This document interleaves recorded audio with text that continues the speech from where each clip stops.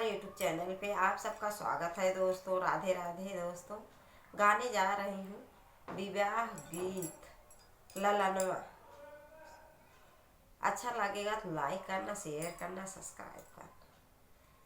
इतना ही दूर का फूलनु होवे इलिया, फूलनु होवे इलिया।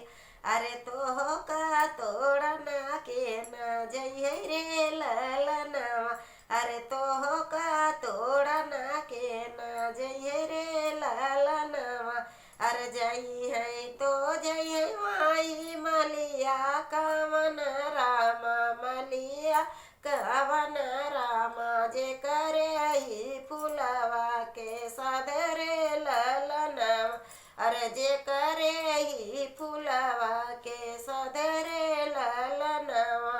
इतना ही दूर काहे फूलनु होवे इलिया, फूलनु होवे इलिया। अरे तो का तोड़ना के न जइहे रे ललनवा। अरे तो का तोड़ना के न जइहे रे ललनवा। इतना ही दूर काहे बसलू हो बेटी, अरे बसलू हो बेटी। अरे तो कालिया वही के ना जइहे रे ललनवा। जई है तो जई है माही बेटी के पाप। अरे जे करे बिटियावा के सधरे ललनवा। अरे जे करे बिटियावा के सधरे ललनवा। इतना ही दूर का फूलनु बेलिया, फूलनु बेलिया। अरे तो का तोड़ना के न जइहे रे ललनवा। अरे तो का तोड़ना के न जइहे रे ललनवा।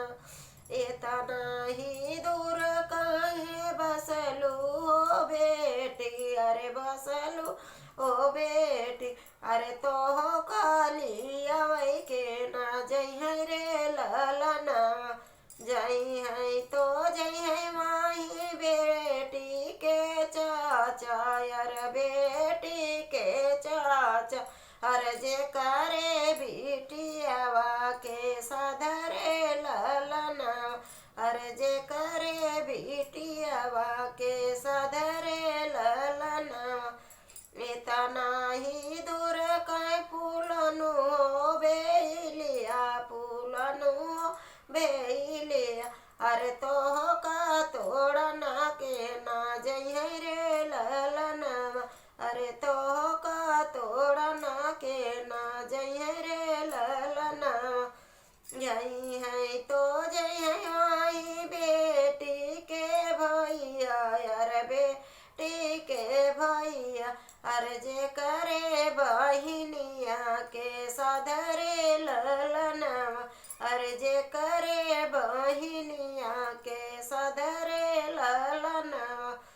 इतना ही दूर काहे बस फूलनु बेलिया, फूलनु बेलिया। अरे तो का तोड़ के ना जइहे रे ललनवा।